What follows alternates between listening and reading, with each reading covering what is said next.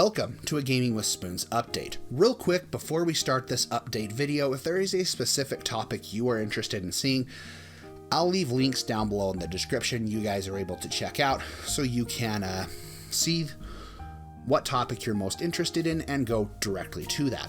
We've got quite a bit to cover though, so let's not waste any more time and dive right in.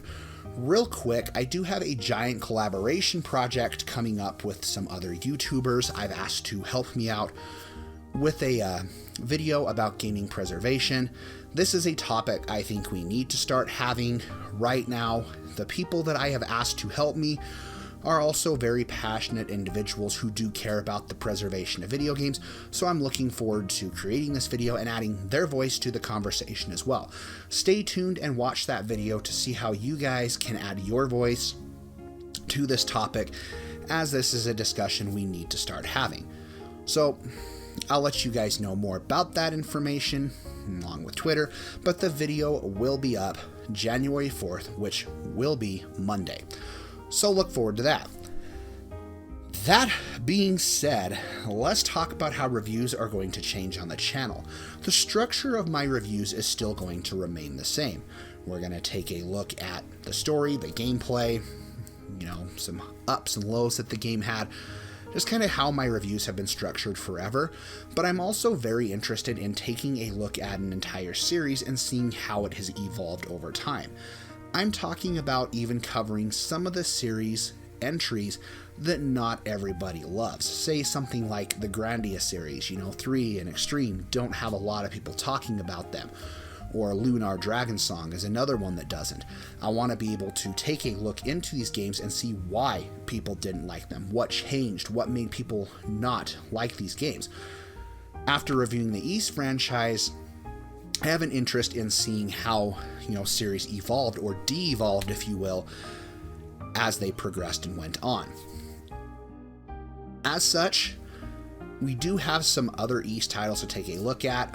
Mask of the Sun, Dawn of Ys, and Wanderers from Ys are all titles at some point I do want to take a look at and review for the channel. So stay tuned for that. Let's talk real quick about some games you can expect to see reviewed in 2021. One of the big ones I'm sure everybody's going to wonder is Ys 9. Yes, I do plan to review Ys 9. I will be picking that up day one when it launches. I'm very much excited to play that game and want to continue to review Ys games as they come out, as that has become one of my favorite franchises. So stay tuned, look forward to that. Very much looking forward to picking up Ys 9 and getting a chance to play it. Some other game series this year that I want to take a look at, we are currently playing through Legend of Legaia. It has been quite a while since I've replayed that game, so I'm looking forward to getting a chance to review it, and I'm actually really enjoying my time with this game. I forgot how much I enjoyed this game back in the day. And before anybody does ask, yes, we will be taking a look at Legaia 2 Duel Saga, and I'm looking forward to having one of the more in-depth, comprehensive reviews of that game, because I don't see a lot of people talking about it. I don't think it's as bad of a game as some people have tried to make it out to be. Again, you'll hear my thoughts when we actually drop that review. Looking forward to covering that, so stay tuned for that. I would also like to take a look at Breath of Fire, Suikoden, and Wild Arms all at some point. I am an avid Wild Arms fan, and I absolutely want to cover all of the games here on the channel. Looking forward to, at some point, being able to do that. The next series, for sure, I know we are going to be covering next year, is going to be Ar tonelico. Ar tonelico was a franchise from the late 2000s, early 2010s that I feel never got enough love. The 3 games we are going to be taking a look at for sure next year are Ar tonelico, Melody of Alemia, Ar tonelico 2, Melody of Metafallica, and Ar tonelico Quokka, Knell of RCL. The reason we are skipping on Ar no Surge and CL no Surge is because Koei Tecmo does plan to release those at some point, and I'm hoping that they do an official English localization of those games so we can officially play CL no Surge with an English translation, since that was stuck in Japan on the Vita only, which was unfortunate because that was one game I really would have liked to get a chance to play. So hopefully we have some means to be able to play those, and I will review No Surge when we're able to play those games together. So look forward to that. Let's talk next about top 10s and reviving top 10s. Top 10s were something I killed back on the channel a long time ago.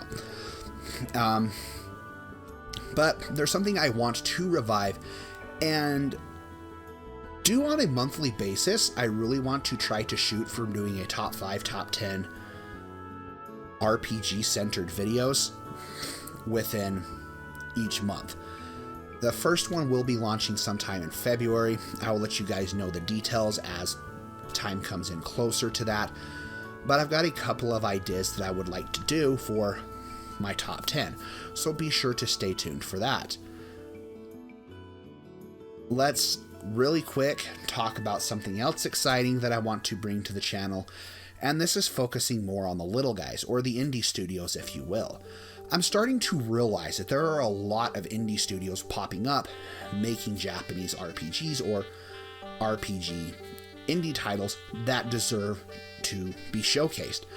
And I'm looking forward to being able to give these little guys the spotlight that they deserve, because sure there's a lot of shovelware out there, but there's also some really great RPGs out there being created by some very passionate individuals. And I want a place where they can have that spotlight, because after all, some of these guys are creating better RPGs than the AAA studios, and I want to be able to showcase that. So if you are an indie developer and you have a title that you want to be shown on the channel, reviewed on the channel, let me know and I will be more than happy to take a look at it. I am shooting to do at least 2 of these a year, so Cosmic Star Heroine is going to be one. I've heard nothing but positives about that game. Everybody says that is a game that I need to check out, loving my Super Nintendo RPGs and things like that. I think it's due time we do so. So at some point this year, I'm thinking after Ys 9, we may dive into Cosmic Star Heroine, or do it right after we finish up Legaia 2 Dual Saga. But either way, looking forward to getting a chance to take a look at that game. So that's something exciting, something new that will be coming to the channel. Again, this is something I've wanted to do for quite a while, so you know what? Now's as good of time as any. Let's now talk about some goals for the channel moving into 2021. I'm not 100% sure what I want to call my goal for 2021. I would like to hit 1,000 subscribers by the end of this year. That is a possibility, sure, but just with everything else that's kind of going on, that is my goal.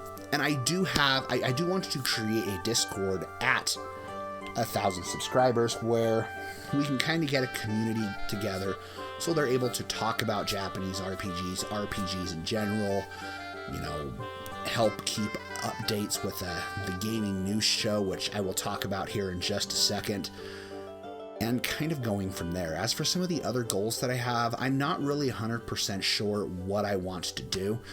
Twitch streaming was something I was going to start with Legend of Legaia, but with what's going on with Twitch and DMCA claims and the whole thing going over there, I don't know if I want to start doing that just yet. I kind of want to wait out the tide and see where things start to change and how Twitch can solve some of the issues that are going on over there on their platform before we start streaming over there.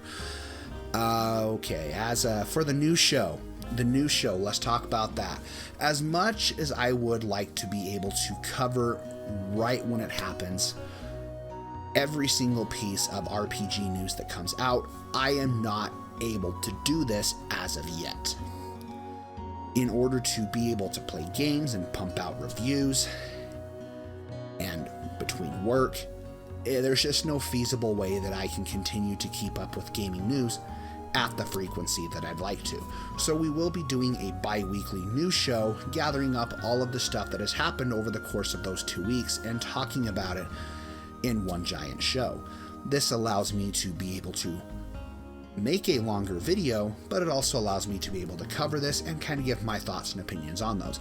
That doesn't mean to some extent we won't end up talking about something groundbreaking, like if Falcom were tomorrow to announce that Ys 5 was going to be getting a remake, or Ys 10 was in development, or Ys Chronicles was going to get a fully fledged remake of 1 and 2. Yeah, that would be newsworthy, and I'd cover it right then because I probably couldn't wait to talk about it during those. But those segments are going to be few and far between. That is going to cover my update video. If you sat through this whole thing, thank you for taking the time to do so. As you can clearly see, we also have a new setup, so moving forward, this will be the setup that we will use to record anytime I have my face on a review or a top 10. It's more comfy. I think it feels more homey and just kind of gives off that more relaxing vibe for the channel.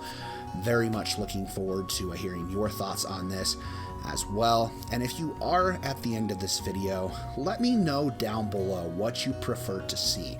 Do you prefer to see review videos with footage that looks like this, where we have the game footage expanded in one layer and then blurred out at the bottom and having the top on front, or do you prefer the little banners that I have set up for to represent the colors of my channel?